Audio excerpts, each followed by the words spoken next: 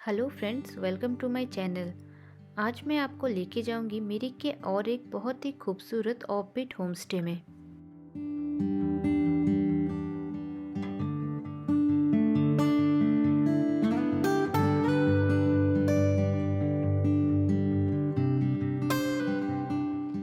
मिरिक के कुछ जगह अभी भी उतना कॉमर्शलाइज नहीं हुआ है, इसीलिए यहाँ के होमस्टेज में आपको मिलेगा परफेक्ट कामनेस।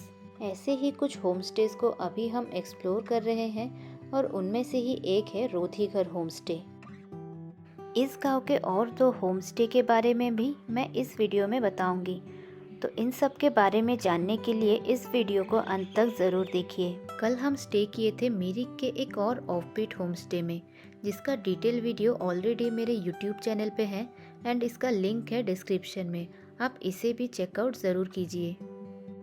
ब्रेकफास्ट करके हम निकल गए हैं रोधीघर जाने के लिए और रास्ते में पड़ता है Marma tea estate and orange orchards.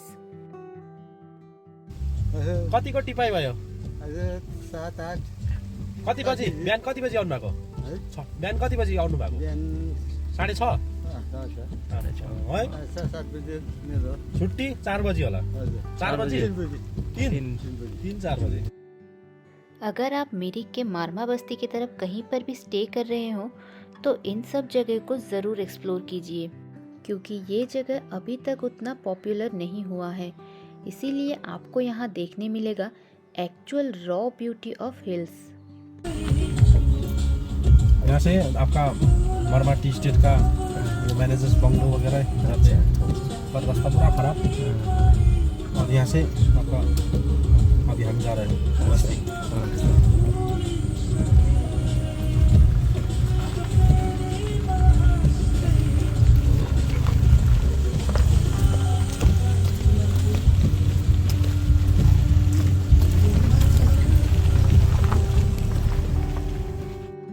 पूरे रास्ते में बारिश की वजह से हम गाड़ी से उतर नहीं पाए, लेकिन हमें दिखे बारिश में भी टी स्टेट में काम करते हुए लोग।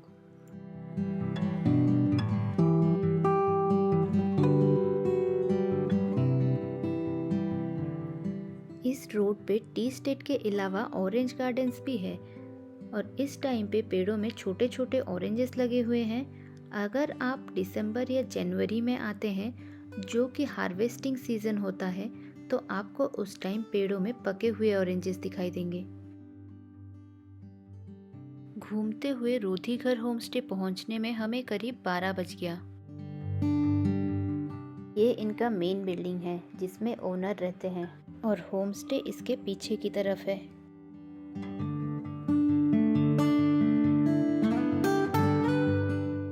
और हम पहुंच गए हैं आज की हमारी स्टे में।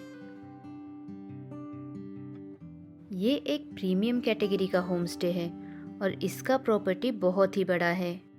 ये लोअर मिरिक बस्ती के स्कूलदरा गांव में है।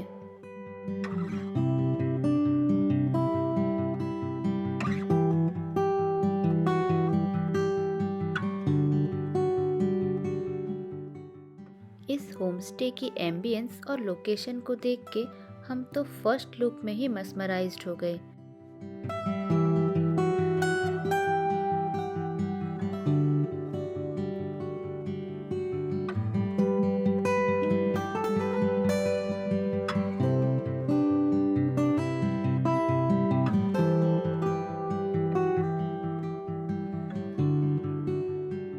फिलहाल के लिए यहाँ बस 2 ही रूम्स है विथ ऑल फैसिलिटीज़।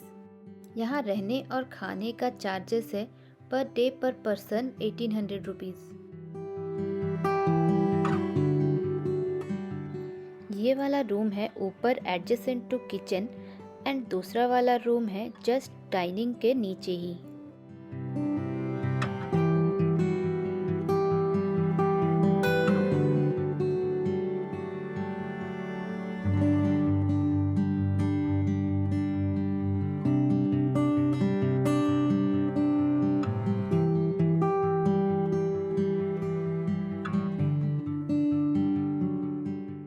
हम पहुंचने के कुछ देर बाद से ही बहुत जोरों की बारिश शुरू हो गई है।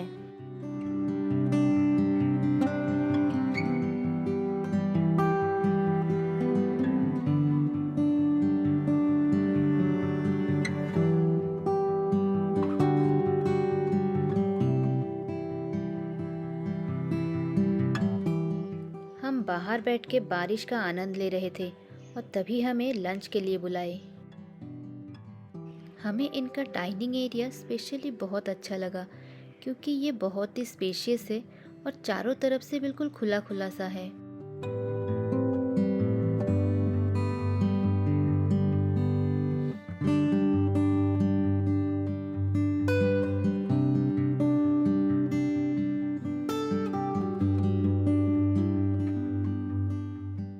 डाइनिंग के बिल्कुल सामने ही है कुछ ऐसे नज़ारे।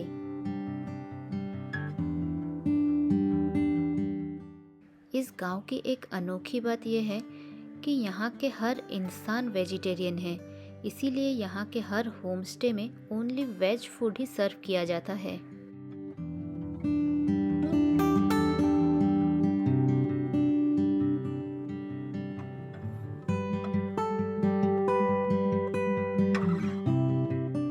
इस होमस्टे में लंच में स्पेशली मशरूम सिज़लर सर्व किया जाता है।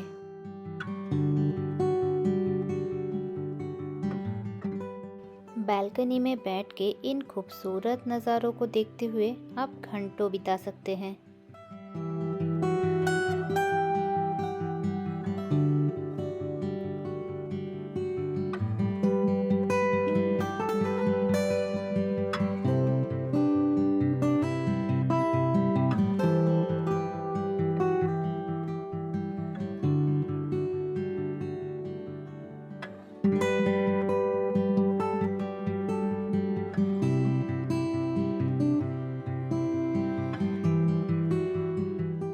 लंच के बाद बाहर बैठ के हम नेचर की इस खूबसूरती को निहार रहे थे कि तभी हमें सामने की ऑरेंज गार्डन में 2 हिरन नज़र आए। इस होमस्टे का खुद का ऑरेंज गार्डन है, उसके साथ साथ ही एवोकाडो और पियर्स का भी पेड़ है। अगर आप सीज़न में आते हैं तो आपको वो भी मिल जाएंगे।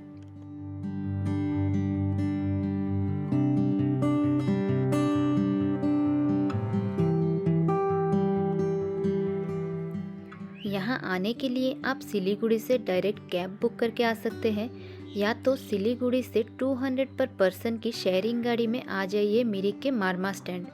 एंड मारमा स्टैंड से यहाँ आने के लिए आपको दूसरी शेयरिंग गाड़ी मिल जाएगी।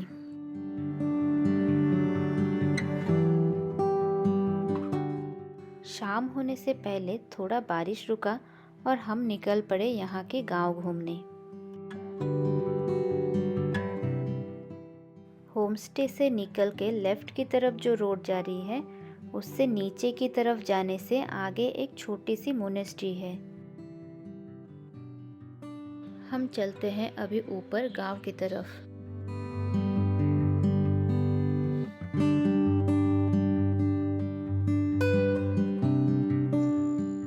एक डंडा पकड़ लेना कहीं मिले तो।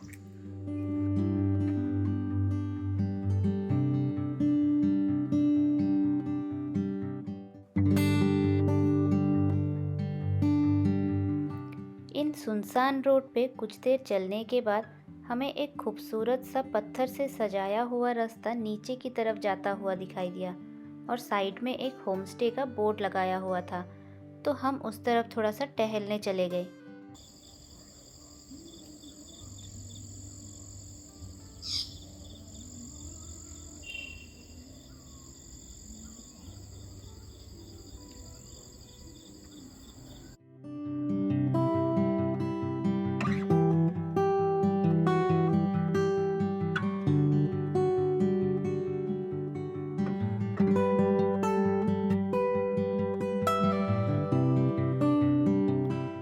ये है रंगबंग होमस्टे जो कि रोधीघर होमस्टे से जस्ट ऊपर ही है।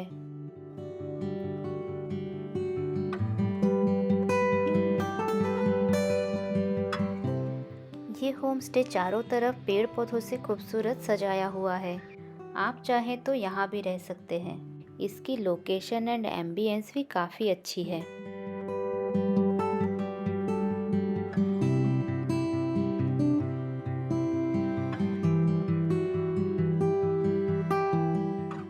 एक तो ऑफ सीज़न है, ऊपर से हम आए हैं शाम के समय, शायद इसीलिए हमको यहाँ कोई भी नहीं मिले। चलते हुए हम थोड़ा सा और ऊपर की तरफ आ गए हैं और यहाँ से सामने का माउंटेन्स और वैली व्यू काफ़ी अच्छे से दिखाई दे रही है। तो ऐसे ही चलते रहे। यहाँ तो टहलते टहलते दिन निकल जाता है। वहाँ ऊपर एक प्रॉपर्टी है, वहाँ के अंकल हमें यहाँ टहलते देख के चाय पीने बुलाए। बातों बातों में ही अंकल से हमें पता चला कि वो भी अभी नया नया होम स्टे स्टार्ट किए हैं, तो उसे भी हम एक बार देख लिए। ये है कुटुंब कुटीर होम स्टे, जो कि एक प्रीमियम क्वालिटी का होम स्टे है। मेरे पास 2 ही रूम होगा। अच्छा ये वाला है रूम, ये वाला है। अच्छा, मतलब बढ़िया है। ये भी आप नए नए बनाए हैं क्या पूरा? ये मेरा 2021 से शुरू किया मैंने। ओह, बड़ा बढ़िया है। ये भी नया है शायद अभी। 21 से शुरू किया। ओह, ये तो बढ़िया है लोकेशन। बैल्कनी है वो। हाँ, बालकनी। ऊपर इस होम स्टे के सामने से व्यूज़ रियली अमेजिंग थे और हमारे मना करने के बावजूद भी अंकल हमारे लिए बाहर ही चाय के अरेंजमेंट्स किए और हमारे साथ बैठ के ढेर सारे बातें भी किए, यहाँ के बारे में और यहाँ के लोगों के बारे में भी। यहाँ बैठे बैठे बातें करते हुए शाम हो गई और सामने के पहाड़ों में अनगिनत मोतियों जैसे लाइट्स चमकने लगे।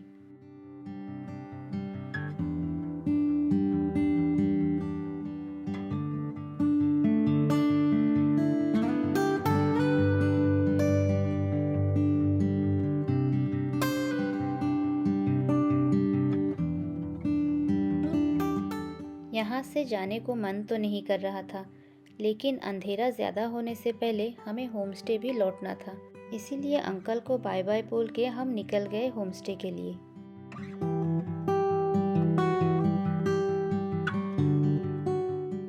हम होमस्टे पहुँचने तक यहाँ का नज़ारा बिल्कुल ही बदल गया था। चारों तरफ लाइट से चमक उठा था हमारा होमस्टे।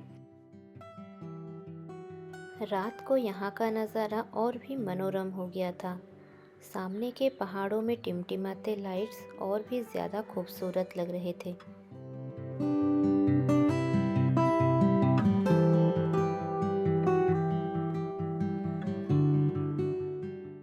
रात के 8 साढ़े 8 बजे करीब हम डिनर कर लिए और फिर जल्दी ही सो गए।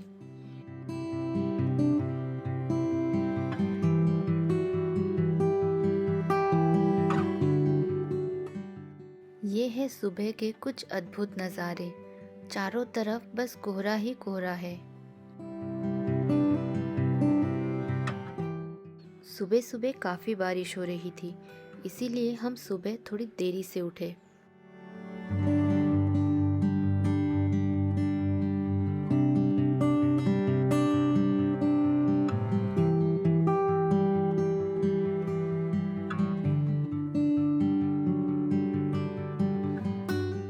सुबह की हल्की बारिश में कुछ इस प्रकार के नज़ारों को देखते हुए हम अपनी मॉर्निंग टी एंजॉय किए।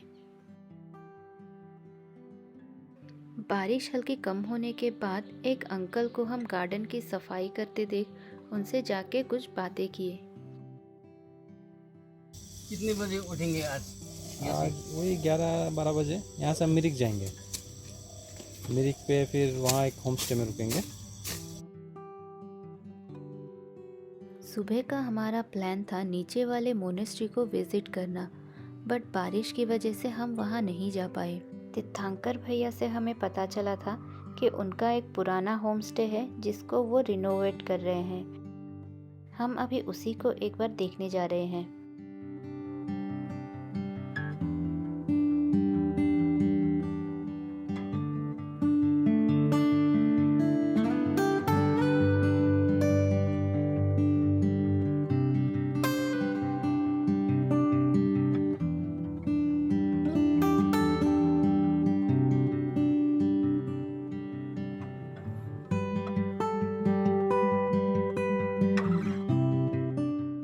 यहाँ से ब्रेकफास्ट करके हम निकल गए मिरिक के एक बहुत ही खूबसूरत होमस्टे को एक्सप्लोर करने।